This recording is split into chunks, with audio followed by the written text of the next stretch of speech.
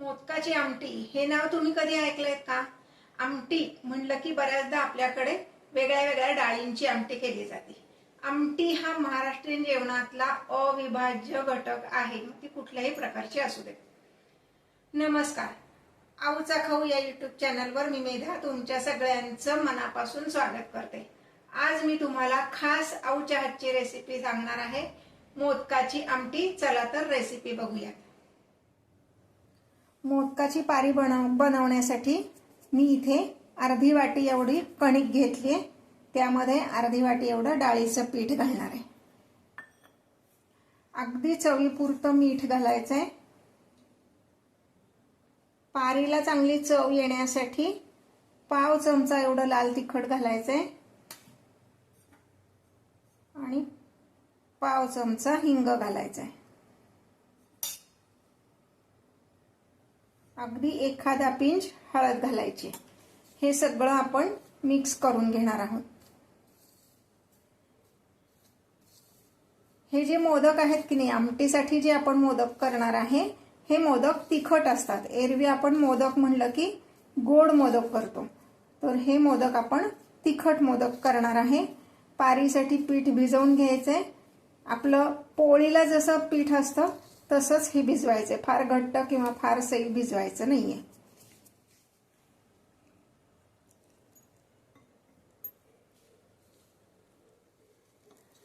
एक वाटी पीठ भिजवण्यासाठी साधारण अर्धी वाटी एवढं पाणी मला लागलेलं आहे.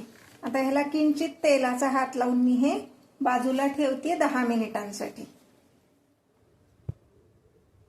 हातावर तेल घ्यायचे किंचित आणि ह्या पिठाला लावायचे, म्हणजे हाताला जे पीठ असतं ते पण सगळं निघतं आणि पीठ पण वाळत नाही. आपल्याला 10 मिनिटं हे असंच ठेवायचंय, म्हणजे ते पीठ व्यवस्थित मुरेल. आता आपण मोदकासाठी लागणारं सारण करून घेऊया. त्यासाठी मी 1 वाटीभर असा ओला नारळ घेतलेला आहे. अर्धी वाटी एवढी कोथिंबीर घ्यायची.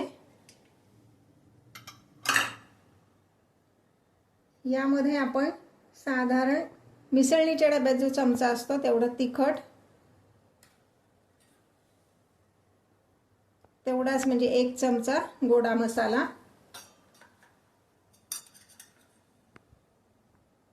थोडासा हिंग आणि साधारण अर्धा चमचा एवढं मीठ, चवीपुरतं, म्हणजे ह्याला चव येईल एवढं मीठ घालायचंय आणि हे व्यवस्थित आपण कालवून घ्यायचंय.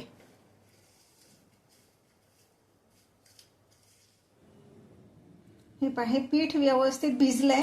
पुन्हा किंचित तेलाचा हात लावून आपण हे व्यवस्थित मळून घेऊयात आणि ह्याची आपण मोठी एक पोळी लाटून घेणार आहोत.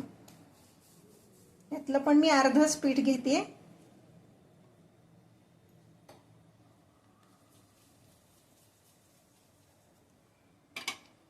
पोळी लाटताना खाली किंचित पीठ घालायचंय. फार पातळ लाटायची नाहीये आणि फार जाड पण लाटायची नाहीये.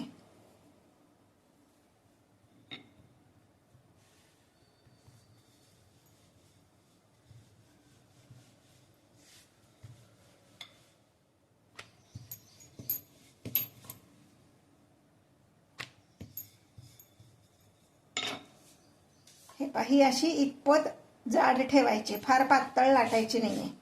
आता एका वाटीने मी ह्याच्या छोट्या छोट्या अशा पुऱ्या, म्हणजे जशा आपल्या पाणीपुरीच्या पुऱ्या असतात की नाही, तेवढ्याच आकाराचे हे मी करून घेते.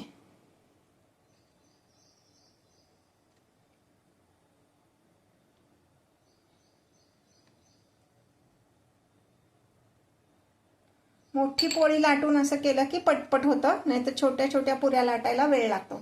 आता मी ह्याचा मोदक तयार करून घेते.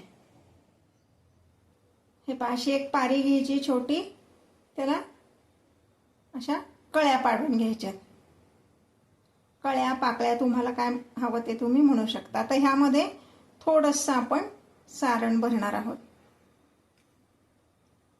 छान असं दाबून भरायचंय हे सारण आणि मग उरलेल्या पाकळ्या करायच्या आणि ह्याला असा मोदकाचा आकार द्यायचा आहे.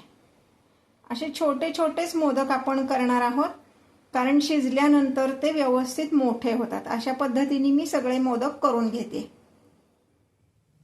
इथे गॅसवर मी एक कढई तापत ठेवली, त्यामध्ये 2 चमचे म्हणजे 2 टेबलस्पून एवढं तेल घातलेलं आहे. तेल छान कडकडीत तापलं की मग आपण फोडणी करणार आहोत.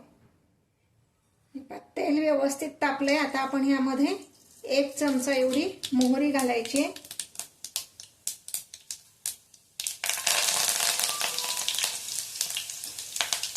5 ते 6 कडीलिंबाची पानं घातली आहेत. 1 चमचा जिरे, अर्धा चमचा हिंग, अर्धा चमचा एवढी हळद घालायची आणि ह्यामध्ये 5 ते 6 वाट्या पाणी घालायचे. पाणी साधंच नॉर्मल टॅप वॉटर घातलंय. आता गॅस मोठा करायचा आहे म्हणजे पाण्याला पटकन उकळी येईल. तोपर्यंत त्या पाण्यामध्ये आपण घालणार आहोत 1 चमचा मीठ. मिसळणीच्या डब्यात जो चमचा असतो त्या चमच्याने 1 चमचा तिखट. मिसळणीच्या डब्यात जो चमचा असतो त्याच चमच्याने 2 चमचे एवढा गोडा मसाला घालायचा आहे. अगदी सोपी आणि सुटसुटीत अशी ही रेसिपी आहे. यामध्ये आपण घालणार आहोत साधारण 2 टेबलस्पून एवढा चिंचेचा कोळ. हा चिंचेचा कोळ मी 6 महिन्यासाठी तयार करूनच ठेवत असते. त्याची रेसिपी पण चॅनलवर दिलेली आहे. काय होतं, बऱ्याचदा आपल्याला चिंच गुळाचा काही पदार्थ करायचा असेल तर चिंच भिजत घालायची लक्षात राहतेच असं नाही. किंवा आपण घरात नसताना जर घरात कोणाला म्हणजे पुरुषांना जर करायचा वेळ आले तर चिंचेचा कोळ तयार असेल तर ते पदार्थ व्यवस्थित तयार करू शकतात. अगदी भेळ पाणीपुरीसाठी सुद्धा मुलांना हा कोळ उपयोगी येतो. हा चिंचेचा कोळ तयार करताना मी त्यामध्ये गूळ घातलेला आहे, पण तरी सुद्धा ह्या आमटीमध्ये मी थोडासा गूळ घालणार आहे. म्हणजे आमच्याकडे जरा गोडावर ही आमटी आवडती म्हणून. अदरवाईज नाही घातलं तरी चालणार आहे. बऱ्याच ठिकाणी ह्याला लसणीची फोडणी देतात. तुम्हाला हवं तर लसणीची फोडणी दिली तरी चालेल. हे पहा, आता पाण्याला उकळी यायला लागलेली आहे. मी जे मोदक करून ठेवले होते ते मोदक आता मी यामध्ये घालणार आहे. आपण जे साहित्य घेतलं होतं त्यामध्ये साधारणपणे 25 ते 30 असे छोटे छोटे मोदक झालेले आहेत. आपण एक एक करून ह्यामध्ये घालायचे.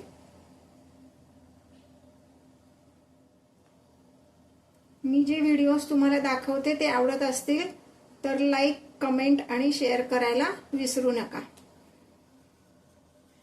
आता हे मोदक करताना थोडासा जो मसाला आतमध्ये भरायचं जे स्टफिंग होतं ते मी शिल्लक ठेवलं होतं, ते पण मी आता ह्यामध्ये घालणार आहे.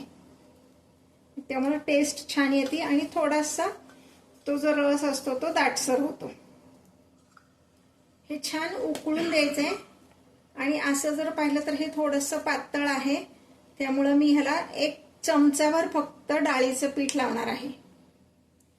हे पहा, एका मोठ्या बाउलमध्ये चमचाभर डाळीचं पीठ घ्यायचं, ते पाण्यात कालवायचं आणि मग ते हात घालायचे.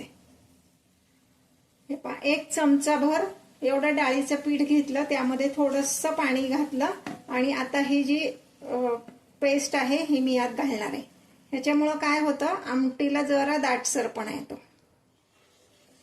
आता हे 10 मिनिटं आपण शिजवणार आहोत, म्हणजे त्यात घातलेले मोदक पण व्यवस्थित शिजतील. हे पहा, ही आपली मोदकाची आमटी तयार आहे. आपण अगदी छोटे छोटे मोदक केले होते, बरोबर आहे. हे पहा, शिजल्यावर एवढा व्यवस्थित छान मोठा झालाय हा मोदक. आता मी गॅस बंद करते आणि मोदकाची आमटी आपली सर्विंगसाठी तयार आहे. ह्याच्यावर फक्त वरून गार्निशिंगसाठी कोथिंबीर घालणार आहोत. ही आमटी आपण भात, पोळी, भाकरी कशाबरोबरही खाऊ शकतो.